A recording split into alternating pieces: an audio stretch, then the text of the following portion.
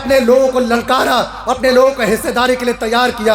और ये बात उस समय की वर्तमान सरकार को गवारा नहीं गुजर रही थी। 6 सूत्री मांगों को लेकर के सरकार को घेरने के लिए अपने लोगों को जगाने में लगे थे और अपने लोगों का प्रतिनिधित्व कर रहे थे। ये जानने के बाद भी, ये जानकारी होने के बाद भी कि बाबू जगदेव जी की जान खतरे में है, उन पर गोली चल सकती है, उन पर हमला हो सकता है, जगदेव बाबू ने क्या कहा मालूम है आपको?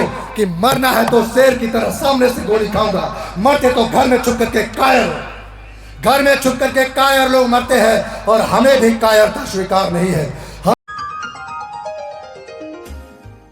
हम भी वही देख रहे हैं जो आप देख रहे हैं, जो हमारे सामने घटित हो रहा है और पूरे देश के सामने घटित हो रहा है, क्योंकि मैं देश का हिस्सा हूं। मैं अपनी बात 15-20 मिनट रखूंगा, उससे पहले महामानव तथागत सिद्धार्थ गौतम बुद्ध के चरणों में श्रद्धा सुमन समर्पित करता हूँ। भारत के धरती पर जन्मे तमाम संतों, गुरुओं, महापुरुषों, वीरों, वीरांगनाओं सबके प्रति बहुत स्नेह से, ईमानदार और निष्ठावान होकर के शीश नवा करके अभिनंदन समर्पित करता हूँ। इस धरती पर आकर के ऊर्जा से भर रहा हूँ, बहुत मजा आ रहा है, बहुत गौरव महसूस कर रहा हूँ। इतना दूर आकर के इतना कुछ देखने को मिलेगा ऐसा महसूस नहीं किया था। विशेष करके एक ऐसे व्यक्ति के जन्म जयंती में आया हो जिनके नाम के साथ जो है शहीद लगा है, और शहीदों के मजार पर जो फूल होते हैं उनके अंदर भी अंगार होता है। आज हम ऐसे शख्सियत की जन्म जयंती मनाने के लिए आए हैं जो अपनी जान की बाजी लगा करके भी हमारी हिफाजत की कहानी लिख चुका है। आज हम एक ऐसे व्यक्ति की जयंती मनाने आए हैं जिन्होंने अपनी कहानी के दम पर हमारे पुरखों की निशानी छोड़ दिया, जो हमारे बच्चों की भविष्य की एक रूपरेखा तैयार किया। आज मुझे बहुत गौरव है कि मैं ना नेता बन करके, ना चिकित्सक बन करके, ना कोई प्रणेता बन करके, ना अभिनेता बन करके, बहुत एक जनसाधारण बन करके उस शख्सियत को सलाम करने आओ जो हमारा था, हमारा है और हमारा हमेशा हमेशा तक रहेगा। मुझे गौरव है, मुझे नाज है कि मैं ऐसे लोगों को अपना नेता मानता हूं, ऐसे लोगों को अपना आदर्श मानता हूं जिन्होंने जन्म से लेकर मृत्यु तक अपने जीवन का एक कतरा हमारे लोगों की हिफाजत के लिए कुर्बान कर दिया। मुझे नाज है कि ऐसे लोगों ने हमारे बहनों की इज्जत के लिए, हमारे बहनों की आबरू के लिए, हमारे लोगों की हिस्सेदारी के लिए सब कुछ अपना लुटा दिया। मैं अपनी बातें आगे रखूंगा। इस मंच पर तमाम बड़े लोग यहाँ उपस्थित हैं, उनकी भूमिका को, उनके योगदान को, उनके लड़ाई को मैं कमतर करके नहीं आंकने आया हूँ। आज हमारे यहाँ भाई जिनको यहाँ जपना से प्रतिनिधित्व करने का मौका मिला, बतौर विधायक उन्होंने हमारी आवाज रखी। भाई शिवपूजन मेहता जी, आपका बहुत बहुत अभिनंदन करता हूँ, नव वर्ष की शुभकामनाएं करता हूँ। आप स्वस्थ रहे, आगे बढ़े, मस्त रहे और हम सबका प्रतिनिधित्व इसी प्रकार से करते रहे। भाई राजू जी हैं, राज जी हैं, पुनीत जी हैं, हमारी बहन सुषमा दास जी हैं और कई प्रतिनिधि बहनें हमारे साथ आज बैठी है।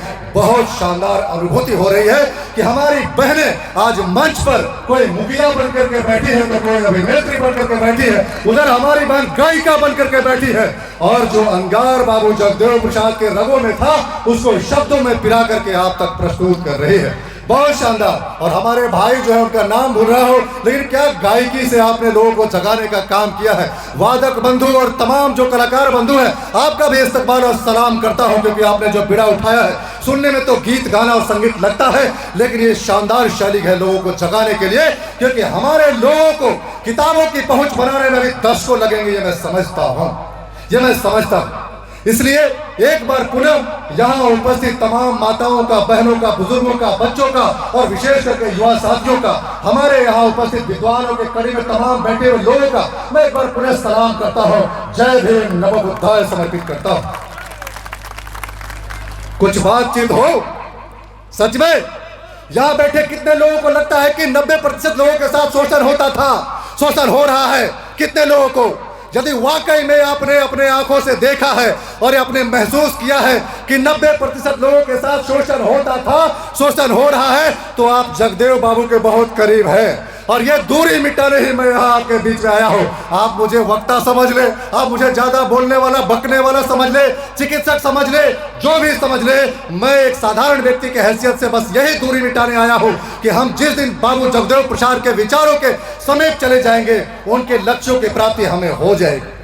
और हम इसी लक्ष्यों की प्राप्ति के लिए ही हम बात समझने की कोशिश कर रहे हैं। तो हम अपनी बात यहाँ से प्रारंभ करते हैं कि वो जो 2 तारीख था भैया, 2 फरवरी की बात करते हैं 1922 का, और हम 5 सितंबर 1974 की हम बात करते हैं, ये महज दिवस नहीं थे, ये साधारण दिन नहीं थे। ये दिन हमें गौरव भी देता है, ये दिन हमें विचार करने के लिए अवसर भी देता है, हमें डराता भी है। किस बात से डराता? इस बात से है कि कोई एक ऐसा व्यक्ति भी था जिसने जान की बाजी लगा दी, और हमारे बच्चे, हमारे युवा साथी को पता ही नहीं है कि उन्होंने जान क्यों दी, जान उसका किसने लिया, किन परिस्थितियों में उन्होंने जान दिया, यही पता नहीं है। तो हमारे बच्चे, हमारे भविष्य जो है वो क्या सोचेंगे, कैसे संघर्ष करेंगे? वो यही सीखेंगे ना कि हमारे पुरखे हमारे हिफाजत करते करते चले गए, जान गंवा दिए, और हम उनको याद भी नहीं करते। हम ऐसे लोग हैं। क्या आप चाहेंगे कि हमारे आने वाली पीढ़ियां ऐसी हो जो शहीदों की शहादत पर भी अपनी आंसू ना बहा सके, एकत्रित ना हो सके, एकजुट ना हो सके, उनके विचारों को अपने दिल में जगा ना सके? आप ऐसा चाहेंगे? ऐसा नहीं चाहेंगे ना। हम यही बताने आए हैं, हम ऐसा नहीं चाहते। और मैं यहाँ कोई राजनीतिक लाभ लेने के लिए नहीं आया हूँ, मैं अपना पांडित्य सिद्ध करने के लिए नहीं आया हूँ। मैं जो बातें महसूस करता हूँ गले मोहल्ले देश के कोने कोने में घूम करके, वो बात मैं चाहता हूँ कि आप भी महसूस करें। ये मेरे लिए बहुत गौरव का विषय है। बाबा साहब डॉक्टर भीमराव अंबेडकर के दिए हुए संविधान के दम पर छोटे से गांव चौवा चट्टान से निकल करके देश के सबसे बड़े संस्थान अखिल भारतीय आयुर्विज्ञान संस्थान, जिसे एम्स कहते हैं, वहां पढ़ने का मौका मिला। और भारत के कोने कोने में प्रत्येक राज्य में मुझे घूमने का मौका मिला। अभी वर्तमान दौर में मैं औरंगाबाद जिले में विशेषज्ञ चिकित्सा पदाधिकारी सर्जन के हैसियत से मैं काम कर रहा हूँ। और आपको क्या लगता मैं सबसे ज्यादा पढ़ाकू था? मैं पढ़ाकू नहीं था। मुझे संविधान के बदौलत ये अवसर मिला, और अवसर के बदौलत ही मैं एम्स में पढ़ाई कर आपके साथ खड़ा हूँ। यही अवसर की हम बात कर रहे हैं, यही अवसर जो आपसे छीना जा रहा है, जिसकी हम बात करने आए हैं, यही अवसर जिसकी मुखालफत, यही अवसर जिसको दिलाने के लिए जगदेव बाबू ने अपना जीवन सर्वस्व लुटा दिया, यही बात आपको हम समझाने के लिए आए हैं। क्या हमारे पुरखे, क्या हमारे पुरखों ने मेहनत नहीं किया? क्या हमारे पुरखों ने लड़ाई नहीं लड़ी? क्या हमारे पुरखों ने एड़ियां नहीं रगड़ी? क्या हमारे पुरखों ने हल नहीं चलाया? क्या हमारे पुरखों ने प्रयास नहीं किया? हमारे पुरखों ने बहुत प्रयास किया, फिर भी क्या मिला? हक हिस्सेदारी के नाम पर उनके साथ धोखा मिला, झूठ मिला, फरेब मिला, और उनको ओबीसी, एसी, एसटी, माइनॉरिटी के नाम पर 90% कह करके शोषण मिला। आज से आप यदि शोषित वर्ग में शामिल रहना चाहते हैं तो जगदेव प्रसाद को आप नहीं समझ रहे। आज से आप यदि सत्तासीन होना चाहते हैं, आज से आप हिस्सेदारी की बात करना चाहते हैं, आज से आप अपने बच्चों के भविष्य को लेकर के चिंतित हैं और भागीदारी की बात करना चाहते हैं, तो आप जगदेव बाबू की जयंती मनाने में आप सफल हो गए, और आज ये प्रतिमा का लगना भी आप सफल हो गया। वरना ये कार्यक्रम तो चलता रहेगा, वरना ये कार्यक्रम चलता रहेगा, कारवां बढ़ता रहेगा। हमारी लड़ाई वैचारिक की वैचारिक रह जाएगी, बातों की रह जाएगी, भाषण की रह जाएगी, गीत संगीत की रह जाएगी। लेकिन हम चाहते हैं कि हमारी लड़ाई विचार से निकल करके, बातों से निकल करके, सोच और ख्यालों से निकल के हमारी लड़ाई जो है जमीन पर उतरनी चाहिए। हमारी बहु बेटियों के सुरक्षा में शामिल होना चाहिए, हमारे बच्चों के भविष्य में शामिल होना चाहिए, हमारे लोगों को मिलने वाले अवसरों में शामिल होना चाहिए। हमारे बच्चों को केंद्रीय विश्वविद्यालयों में, बड़े बड़े संस्थाओं में, बड़े बड़े पोस्टों पर हमारे बच्चों की भागीदारी सुनिश्चित होने के रूप में हमारा सोच निकलना चाहिए। आप चाहते हैं कि नहीं चाहते? ऐसा चाहते हैं ना? तो ये जरूरी होगा कि जो बात हम समझाना चाहते हैं, जो बात समझाते बाबू जगदेव प्रसाद ने अपनी शहादत दे दी, उस बात को समझने के हम बहुत ईमानदार होकर के कोशिश करें। कार्यक्रम होते रहेंगे, अवसर मिलते रहेंगे, आप जुड़ते रहेंगे, लेकिन समझने के लिए इतना ही काफी है कि आप घर में भी बैठ करके एक पन्ना उठा करके और अपनी आंखें खोल करके आप विचार करने पर, विमर्श करने पर, अपने आप से पूछने पर आ जाएगा, तो आपको बात समझ में आ जाती है। तो ये कारवां बहुत ही आसान नहीं रहा। जगदेव बाबू के दिए हुए तमाम नारों का यहाँ जिक्र हुआ, हक हिस्सेदारी की बात हुई। मैं चलता हूँ उस दौर में जहाँ जगदेव बाबू ने अपने जीवन का प्रारंभ किया था। आप सभी जानते हैं कि कुर्था एक ब्लॉक है जहाँ उनकी शहादत हुई थी। आज वो अरवल जिला का हिस्सा है युवा साथियों, और इससे पहले वो जहानाबाद का हिस्सा होता था। जहानाबाद में एक नहीं कई दफा वहाँ जाने का मुझे मौका मिला। जहानाबाद वो धरती है जहाँ जातिवाद की बू आती है, जहां सामंतवाद की बू आती है, जहां लोगों को देख करके घृणा का भाव जगता था। उस दौर में जगदेव बाबू का जन्म होता है, और जगदेव बाबू ने अपने जन्म को चरितार्थ किया हमारे लिए संघर्ष करके। जगदेव बाबू के बारे में कहा जाता है कि जगदेव बाबू ऐसे परिवार से आते हैं जो बहुत ही निर्धन था, और निर्धनता कोई विरासत में नहीं मिलती है, निर्धनता अवसर विहीनता के चलते मिलती है। हमको भी आज पढ़ने का अवसर नहीं मिलता तो गरीब होता। 20 साल पहले हमें भी खाने का मौका नहीं मिलता था, हमारे पिता भी बहुत मुश्किल में, हमारा पूरा परिवार मुश्किल में था। तो जब अवसर मिला, जब संविधान ने हमें अपना ताकत दिखाया, तो हमने अपनी गरीबी भी दूर की और आपके साथ बोलने, आपके साथ लड़ने, आपके साथ खड़ा होकर के अपने भविष्य के अपने बच्चों के भविष्य के बारे में चिंता करने के बारे में आज यहाँ पर मैं उपस्थित हूँ। तो यह अवसर की बात है। और शहीद अमर जगदेव प्रसाद ने सिर्फ अवसरों की बात की, सिर्फ आपकी लड़ाई की बात की, हक हिस्सेदारी की बात की। तो जिन परिस्थितियों में उनका जन्म हुआ था वो दौर भैया ऐसा था जहां दूसरे को देख करके पहले यह तय किया जाता था कि यह व्यक्ति किस जाति का है। यदि निम्न जाति का है तो दूर हटो, तुम अच्छी डिग्री लेकर के भी हो तो हमारे साथ खड़े नहीं हो सकते। तो ऐसा था, ऐसी परिस्थितियां थी। उन परिस्थितियों की पुनरावृत्ति ना हो सके, वो परिस्थितियां 2024 में दोहराई ना जा सके, वो परिस्थितियां हमारे बच्चों को देखनी न पड़े। यही हमारी लड़ाई है, यही हमारी सोच है, यही तो हम लेकर के आए हैं। आप क्या चाहते हैं? हमारे बच्चों को जूता से मारा जाए, हमारे बच्चों को कोई भी व्यक्ति गाली दे करके अपमानित करे? आप ऐसा चाहेंगे? आप ऐसा नहीं चाहेंगे, मुझे पूरा विश्वास है।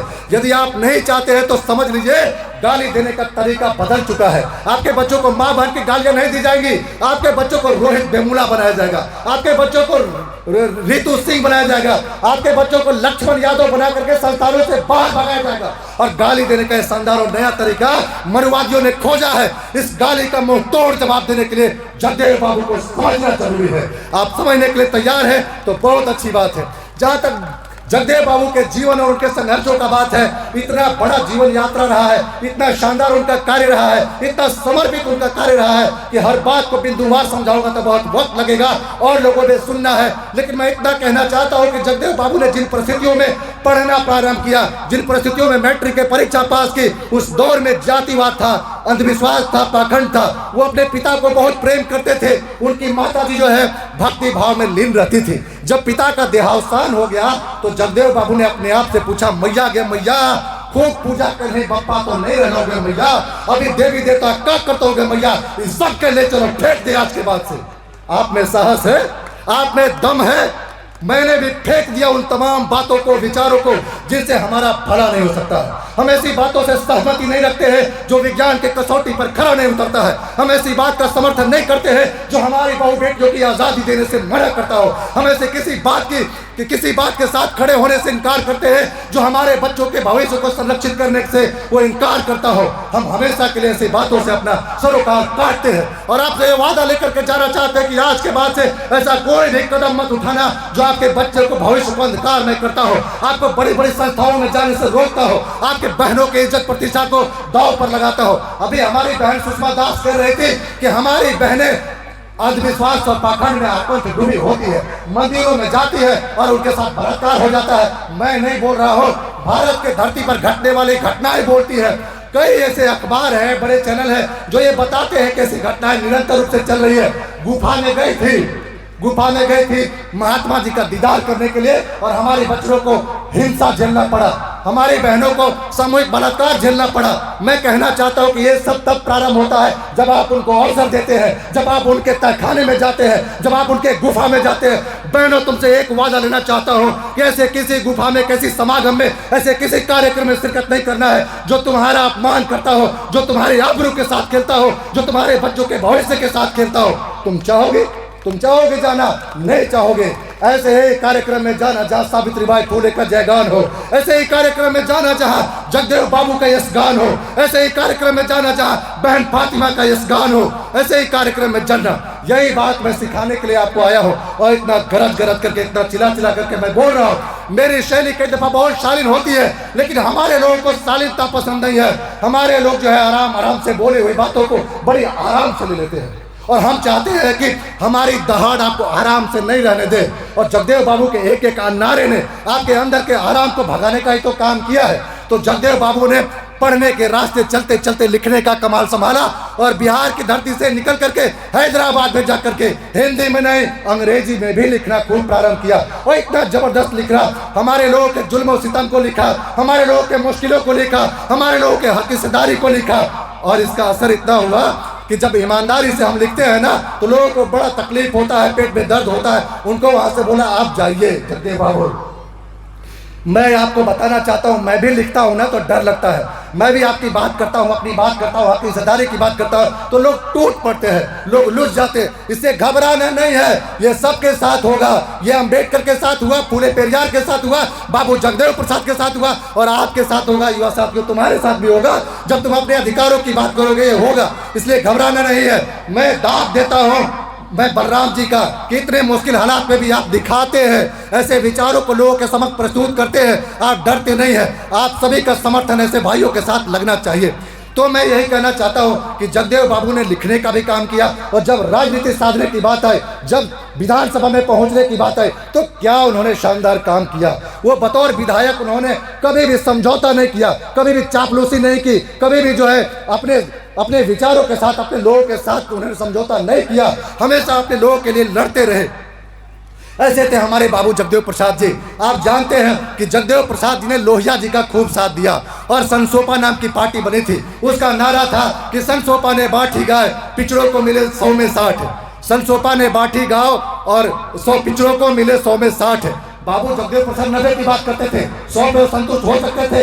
नहीं हो सकते थे। जगदेव बाबू ने भले लोहिया जी का साथ दिया, आगे बढ़ करके जब देखा कि लोहिया के विचारों में भी वो समानता नहीं है तो उन्होंने देखा विधानसभा पहुंचने के बाद 100 में 60 भी नहीं मिल रहा है। उन्होंने लोहिया जैसे व्यक्ति का भी हाथ छोड़ करके अपनी पार्टी खड़ी की और तब जाकर के उन्होंने अपने विचारों में वो नारा दिया कि 100 में 90 शोषित है, जल जंगल जमीन धरती में 90 भाग हमारा है, 10 का शासन 90 पर नहीं चलेगा, नहीं चलेगा। ये नारा कई लोगों ने दोहराया। इस नारे का मतलब आप समझते हैं? इस नारे का मतलब मैं समझाता हूँ। आज मुझे भले जन्मजय पासवान कहकर संबोधित करते हैं, किसी को फला चमार कहते कहिए, 90% के बात करने वाले दुसाध चमार तेरे तमोले गलेरी पासी नहीं करते हैं। वो सिर्फ 90 की बात करते हैं, वो बहुजन समाज की बात करते हैं, वो SC ST OBC माइनॉरिटी की बात करते हैं। समझ बन पा रही है?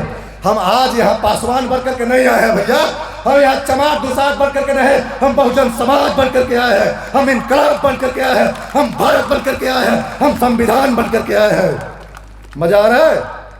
हम यहाँ कोई जाति बन करके नहीं, अम्बेडकर की परछाई बन करके और हम जो है कि बाबू जगदेव प्रसाद का नारा बन करके आए हैं। हम आपके हिफाजत बन करके आए हैं, हम आपके बीच का आपका बेटा, भाई, बंधु और भारत की धरती पर लड़ी जाने वाले शानदार लड़ाई का हिस्सा बन करके आए हैं। क्या तुम बनना चाहोगे? वो लड़ाई बनना चाहोगे? बहुत कुछ भारत की धरती पर ऐसा चल रहा है जो आपको समझ में आता होगा, लेकिन उसको समझने के बाद उसको बदलने के लिए, उसको रोकने के लिए, उसको ठहराने के लिए आप क्या कर रहे हैं, यही सवाल बहुत आवश्यक है। आप जानते हैं कि राम स्वरूप वर्मा जी के साथ मिलने के बाद उन्होंने क्या शानदार काम किया और यहाँ कई राजनीति करने वाले लोग बैठे हैं, सभी महान लोग हैं, सभी ने शानदार कार्य किया है, सबको मौका मिला विधानसभा में बोलने का भी। आप सभी जानते हैं सिर्फ राजनीति करना पर्याप्त नहीं है, ये बात जगदेव बाबू को मालूम था। जगदेव बाबू ने बतौर एक नेता, बतौर एक विधायक उन्होंने 2 बार मुख्यमंत्री बनाया। उसके बाद भी जगदेव बाबू को लगा कि हमें सामाजिक और सांस्कृतिक परिवर्तन लेकर के आना है, इसलिए उन्होंने अर्जक संघ के साथ हाथ मिलाया। यहाँ कई हमारे विद्वान वक्ता बैठे हैं, कई माताएं और कई बुजुर्ग यहाँ भी अभिभावक बैठे हैं जो अर्जक संघ के साथ है, अर्जक के विचारों को जनमानस तक पहुँचा रहे हैं। मैं आपको सलाम करता हूँ, आपका मैं सादर अभिनंदन, जय भीम आपको कहता हूँ। क्या साहस आपके अंदर है, आप इस उम्र में भी जगदेव के विचारों को, अर्जक के विचारों को, समानता, न्याय और बंधुता के विचारों को आप जन जन तक पहुंचाने के लिए एकजुट यहाँ खड़े हैं, तो आपका मैं अभिवादन करता हूं। तो बाबू जगदेव प्रसाद ने एक नेता के तौर पर यह समझ लिया था सामाजिक सांस्कृतिक जागृति बहुत जरूरी है, क्योंकि हम सिर्फ राजनीति करके अपने लोगों को जगा नहीं पाएंगे, क्योंकि हमारे लोगों की विरासत सिर्फ राजनीतिक में नहीं है, हमारे लोगों की विरासत महापुरुषों के जीवन में है, उनके स्मृति में है और उनके संघर्षों में है। इन सारी बातों की समझ बनाने के लिए जरूरी है कि हम उनके इतिहास भूगोल को समझते चले, पढ़ते चले, जानते चले और उससे जुड़ते चले। इसीलिए जगदेव बाबू ने जब जब उनको मौका मिला बहुजन विचारों को आप तक पहुंचाने के लिए खूब कार्य किया। आप जानते हैं कि वो जो 5 सितंबर 1974 की जो घटना थी बहुत साधारण घटना नहीं थी और अचानक कोई घटने वाली घटना नहीं थी। जगदेव बाबू का कारवां कभी थमा नहीं था। जब से उन्होंने 1967 से अपना राजनीतिक कारवां प्रारंभ किया था, वो हमेशा लड़ते रहे और आपको जगाते रहे और आपके लिए हमेशा मानते रहे। जहाँ जहाँ उन्होंने देखा कि हमारे लोगों के हक हिस्सेदारी मारी जा रही है। उन्होंने लोहिया जैसे लोगों को भी दरकिनार करके और आपकी लड़ाई लड़ी, अपने जीवन का सर्वोच्च त्याग करके भी वो आपके साथ खड़े रहे। तो आपसे इतनी उम्मीद तो मैं भी करता हूँ, और जगदेव बाबू जी के विचार भी आपसे उम्मीद करते हैं कि आप हमेशा उनके साथ खड़े रहे। 1974 में घटने वाली घटना वो 6 सूत्रीय मांगों को लेकर के थी, जिसमें हमारे लोगों की भागीदारी की बात थी, महिलाओं की सुरक्षा की बात थी, हमारे लोगों के समान शिक्षा की बात थी। तमाम बातों को लेकर के वो इतना संजीदा थे, उन्होंने अपने जान की परवाह किए बिना वो सरकार को ललकारते हुए वो कुर्था के मैदान में अपने लोगों का प्रतिनिधित्व कर रहे थे।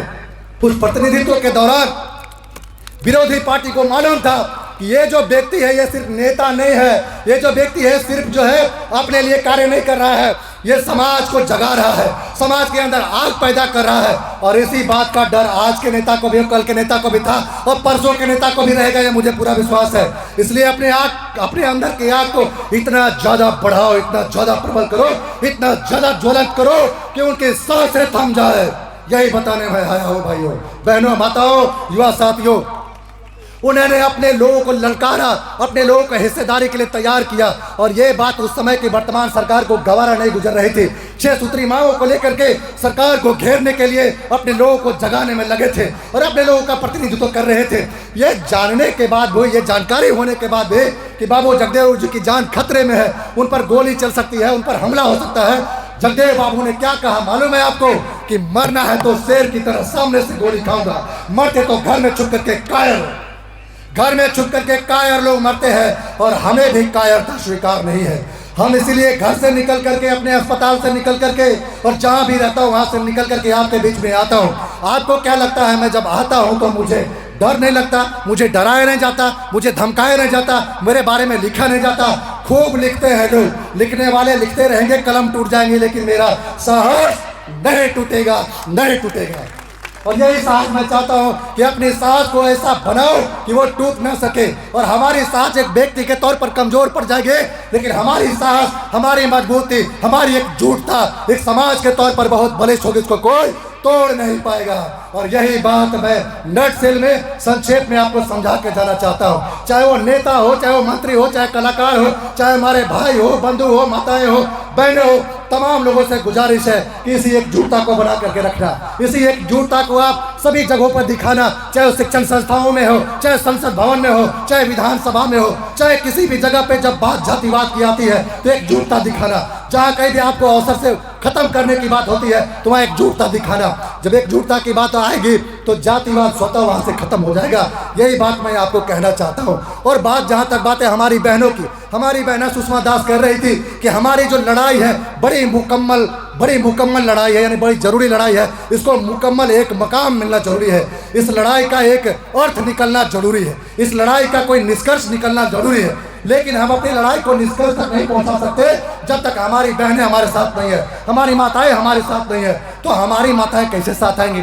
हमारी माताओं को दूसरा काम रहता है, हमारी माताओं को दूसरा कोई उद्देश्य रहता है, हमारी माताओं का दूसरा कोई रास्ता है। तो हमारी माताएं जो दूसरे उद्देश्य को लेकर चल रही है, दूसरे रास्ते पर चल रही है, तो जगदेव बाबू की लड़ाई को कितना लेकर चल पाएंगे? इसलिए मैं आपको अपमानित, आपको कोई गलत नहीं कह रहा हूँ, आपसे हाथ जोड़ के विनती कर रहा हूँ, हमारी माताएं एवं बहनें, हमारी लड़ाई आपकी लड़ाई, हमारी लड़ाई तुम्हारी लड़ाई, हमारी लड़ाई हम सब की लड़ाई, महिला पुरुष की लड़ाई से निकल करके हमारी लड़ाई मानवता की लड़ाई, इस भारत की लड़ाई, हक हिस्सेदारी की लड़ाई है। मैं यही बात आपको बता करके मैं आज यहाँ से विदा लेना चाहूँगा। दोबारा आऊँगा जब मौका मिलेगा। बस आपको कहना चाहता हूँ कि जब कभी भी अवसर मिले तो अपनी आंखें खोलकर, अपने विचार खोलकर, दिमाग खोलकर देखना कि इसमें विज्ञान कहाँ है, महापुरुषों की ईमानदारी कहाँ है, उनका सपना कहाँ है, हमारा लक्ष्य कहाँ है, हमारे बच्चों और बेटियों का, बच्चों का भविष्य कहाँ है। जब ऐसे देखना शुरू करेंगे तो आपको पता चलेगा कि जो गलत है वो गलत है। और दूसरा क्या है, हम डॉक्टर हैं भैया, इलाज करते हैं, कैंची चलाते हैं, हम अपेंडिक्स का भी ऑपरेशन करते हैं, हर्निया का भी ऑपरेशन करते हैं, और जहाँ जहाँ मौका मिलता अंधविश्वास और पाखंड का भी अब खूब बढ़िया से ऑपरेशन करते हैं। और ये ऑपरेशन हमेशा करता रहूँगा। हमारी बहनों को कई अवसरों पर हमने देखा है कि आप ऐसी जगह पैसा लगाते हैं, ऐसी जगह समय देते हैं, ऐसी जगह विचार देते हैं जहाँ हमारा भला नहीं हो सकता है। तो आप अपने भविष्य का भला क्यों नहीं सोचे? अपना समय, अपना पैसा सही जगह क्यों नहीं लगाएंगे? क्यों लगाना चाहेंगे कि नहीं लगाना चाहेंगे? तो यहाँ बैठे पुरुषों से युवाओं से, मित्रों से मैं एक वादा लेना चाहूँगा कि हमारी बहनों के लिए अवसर लेकर के आइए, उनको मौका दीजिए ऐसा गाना गाने का, ऐसे मंच पर बैठने का, ऐसी सभाओं में एक नेत्री अभिनेत्री बनकर के बोलने का, हमारी बहनों को मंदिर से काट करके विज्ञान की तरफ मोड़ने का, शिक्षण संस्थाओं से जोड़ने का, ये मौका आपको देना पड़ेगा। नहीं दीजिएगा तो चलता रहेगा हरे रामा हरे कृष्णा, चलता रहेगा। आप चाहते हैं कि ये कारवां रुके और हमारा कारवां अलग बढ़े, हमारा कारवां विधानसभा पहुंचे, हमारा कारवां संसद भवन पहुंचे, तो आपको एक विकल्प तो देना ही पड़ेगा। हमने विकल्प तैयार किया नहीं, आज हमारे बच्चियों को मौका मिला स्वागत गान का। क्या शानदार प्रस्तुति थी। बहनों जहां भी हो तुम्हें सलाम है डॉक्टर जेके का। तो ऐसी प्रस्तुति तो चाहिए। हमारी बहनों को जब मौका मिलेगा स्टेज पर चढ़ने का, बोलने का, गाने का, गुनगुनाने का और नृत्य करने का, क्या गलत है भैया? हमारी सांस्कृतिक विरासत रही है, हमारा अपना कुछ है, ये सब कुछ है, इसमें कुछ भी गलत नहीं है। बस हमें देखना समझना है कि हम कहाँ और हमारा देश कहाँ, हमारी हक हिस्सेदारी कहाँ है। तो बातें बहुत है साथियों। आखिर में बस इतना कहना चाहूँगा कि 2024 दूर नहीं है, बहुत बड़ा महाकुंभ आने वाला है, जहां हम बदल सकते हैं अपने भविष्य को, जहां हम दिशा और दशा तय कर सकते हैं अपने देश की। और ये माध्यम होगा वोटों के माध्यम से, ये माध्यम होगा अपने जनप्रतिनिधियों को चुन करके। मैं किसी से डरता नहीं हूँ, लेकिन सम्मान सबका करता हूँ। मैं यहाँ उपस्थित किसी व्यक्ति से कोई भय नहीं खाता कि किसी के बारे में अच्छा बोलूंगा, किसी के बारे में झूठ बोलूंगा। या जो भी जनप्रतिनिधि बैठे हैं, इसमें जो ईमानदार है उनको वोट देना, इतना मैं डंके के चोट पर करके जाता हूँ। यहाँ बैठा कोई भी मंत्री, कोई भी नेता आपके लिए ईमानदार है, आपकी आवाज बनता है, आपकी लड़ाई लड़ता है, जगदेव बाबू के सपनों को, उनके लक्ष्यों को वो पूरा करने के लिए कार्य करता है, वही आपका है। इस बात को आप समझ लेना। मेरे जाति का, मेरे बिरादरी का मेरा तब तक नहीं है जब तक वो अम्बेडकर का नहीं है, संविधान का नहीं है, जगदेव बाबू का नहीं है। ये मैं ईमानदारी से कह रहा हूँ। इसलिए मेरे अंदर जाति कम, मेरे अंदर भारतीय होना देखना, मेरे अंदर संविधान देखना, मेरे अंदर महापुरुषों का विचार देखना, और यही समझना ही जगदेव बाबू को समझने का कोई मायने है ना। तो आज मैं भावुक होकर के, भावनात्मक होकर के ज्यादा तेज बोल रहा हूँ, क्योंकि मुझे लगता है कि आप सुन नहीं पा रहे हैं। ऐसा है क्या? आप सुन पा रहे हैं? मेरी आवाज जा रही है? आप सच में सुन रहे हैं? तो 15 मिनट शायद मैंने अपनी बात रखी होगी, इतना आज पर्याप्त है और समझने के लिए इतना ही काफी है। जय भीम। थोड़ा कम पड़ रहा है। जय भीम, जय जगदेव, जगदेव बाबू अमर रहे। जी हाँ, और कम पड़ रहा है, इसको और मजबूत करने की जरूरत है। बस मैं आखिर में इतना ही कहना चाहूंगा कि ये विज्ञान ही आपका भला कर सकता है, ये शिक्षा ही आपको उन्नत बना सकता है, ये भारतीय संविधान ही आपकी रक्षा कर सकता है, एक जगदेव बाबू का नारा ही आपको हिस्सेदारी दिला सकता है, ये भारत ही आपको आज़ादी बख्श सकता है, ये भारत ही आपकी पहचान दिला सकता है। हिंदुस्तान के चक्कर में मत रहना, इंडिया दैट इज भारत। आज मैं अपनी बात को यहाँ पर रोकता हूँ। आप सभी को सलाम करता हूँ, आप सभी का नमन बंदन करता हूँ। यहाँ बैठे तमाम, यहाँ दर्शक दीर्घा में, यहाँ उपस्थित अतिथियों में, सभी का मैं सलाम करता हूँ। एक बार पुनः सभी को क्रांतिकारी जय भीम, नमो बुद्धाय, जय भारत, जय संविधान। साथियों, नेशनल जनमंच को सब्सक्राइब करें, साथ ही बेल आइकन की घंटी को बजाएं।